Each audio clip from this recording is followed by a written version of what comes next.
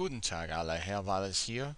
Heute ich wollte ein bisschen über dieses Thema sprechen. Wann nutzt man eigentlich geworden und wann worden? So this was a question from one of our Facebook learners, and so I want to try to answer this for her. Um, what the difference is between geworden and worden, and I'm going to give you a short answer, then go in sort of a longer answer. But before we even touch this, perhaps we should learn the passive mood in German, because that's where you're going to see this used. And the key verb for the passive, or forming the passive, is the verb werden. Werden is a complicated verb in German because it has three potential meanings. It can be used to form the future tense, it can be used as to become or became, and it can be used when you form the passive mood of a tense. Okay, so it has a present and past tense conjugation, which hopefully you are familiar with, but if not, here it is. Ich werde, du wirst, er wird, wir werden, ihr werdet, sie werden. And in the past, ich wurde, du wurdest, er wurde, wir wurden, ihr wurdet, sie wurden. When you are using the passive mood, you are most often going to use the third person singular conjugation of the verb werden. This is because normally in the passive you are referring to something, an object or something. The past participle of werden is geworden, so there's part of the answer. But when you use geworden in the perfect tense with the passive voice, this becomes worden. And I'm going to show you what I mean right now. That's the short answer, but it needs a little background for you to really understand it, I think. So that's what we're going to try to do. Okay, so let's take a minute and look at the active and passive voices here, just to be clear. A passive voice, in our active voice, ich lerne Deutsch. In English, I am learning German. The passive voice, Deutsch wird von mir gelernt. So it's almost like you're saying German is being learned by me. So what was the object has now become the subject. It's the thing that we are talking about. And it's being acted on normally.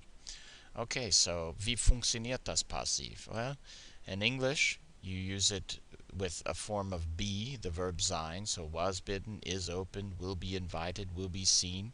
And this in English, bitten, open, invited, and seen, this is kind of past participle stuff. It's a form of be and the past participle in English. Well, in German, they form the passive with a form of the verb werden and the past participle. Okay, so instead of in English we use be, in German they use werden. Okay, so let's go on. In German, the passive voice is formed through the use of the verb werden and with a past participle. And this is exactly what we just said on the previous slide. So let's take a look here.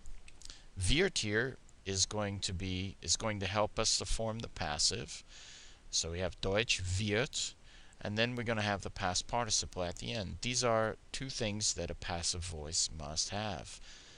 In the passive voice, the former object of the sentence, ich lerne Deutsch, becomes the subject of the sentence, as you can see in this example. Okay, so let's look at some examples here. Deutsch wird gelernt. This is the present tense in the passive voice. German is being learned. One way to look at it is this is in the present tense conjugation of werden. So when you see that, you know it's a present tense in the passive voice. Remember, the passive is not a tense, but rather a mood or a voice. Deutsch wurde gelernt, German was being learned. This is the past, the simple past, using the passive voice. Deutsch ist gelernt worden. Now here is where you see worden, because we are using the perfect tense in the past voice. And you may think of it as, if we had geworden here, that would sound a little strange. Deutsch ist gelernt geworden. But what happens is the GE gets lost here because you really have two past participles side by side. So in that case, geworden changes just to worden. So Deutsch ist gelernt worden, German has been learned.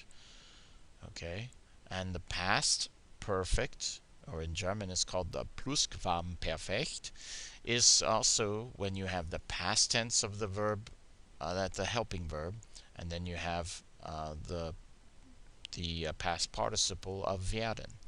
and shortened because it's formed with another past participle. Okay, let's look at another one. Deutsch wird gelernt werden. This is the future tense in the passive voice. German will be learned. And Deutsch wird gelernt worden sein, only for advanced learners, is the future perfect, but it's in the passive voice.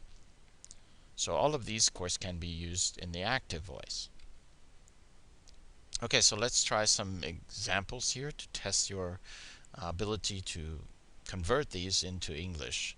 So das Radio wird angemacht is the radio is being turned on. Das Haus wurde gebaut. The house was being built. And sometimes when you're converting, think of wird, or the present tense conjugation of werden used in the passive voice, as meaning is being, and wurde as meaning was being. This is something I tell my students so they can keep it straight. Die Tür ist geöffnet worden. The door has been opened.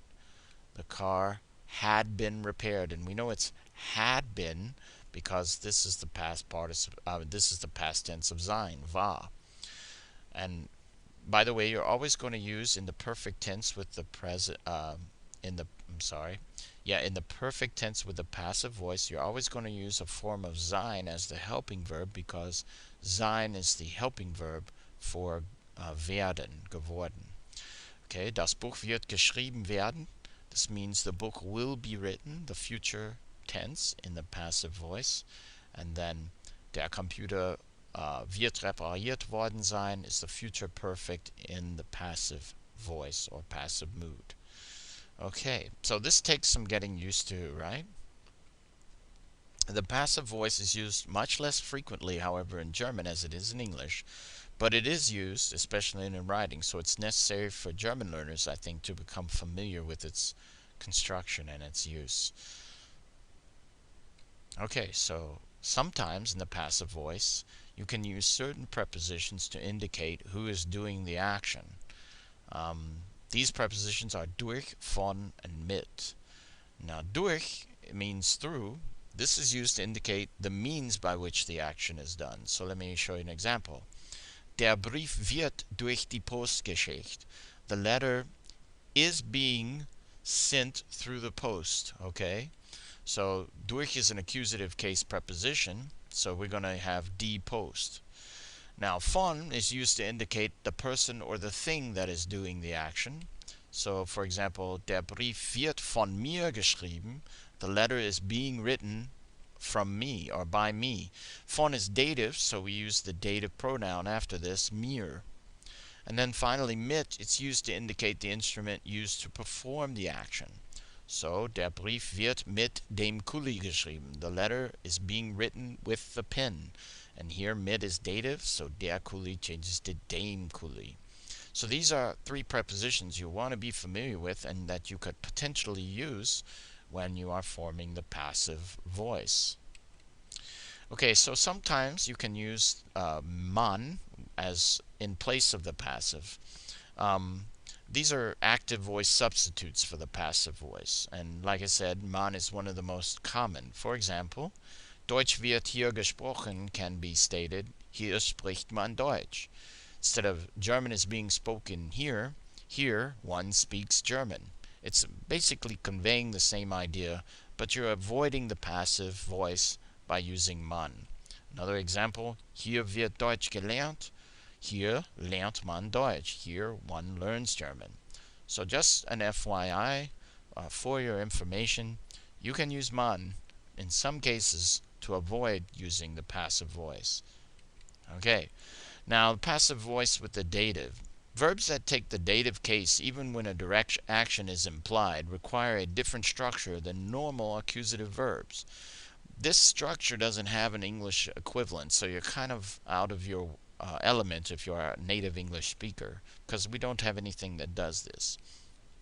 In this case, when you're forming the passive, you're going to have a quote-unquote dummy subject. It's a subject that doesn't really exist, but it helps for you to see where they got it from. So, for example, helfen is a dative verb. So, sie hilft mir. And if I was going to put this in the passive voice, it'd be es wird mir or von ihr geholfen. And to kind of formulate this, we come down to mir wird von ihr geholfen, meaning I am being helped by her. So, and it's kind of understood that there's a subject, it.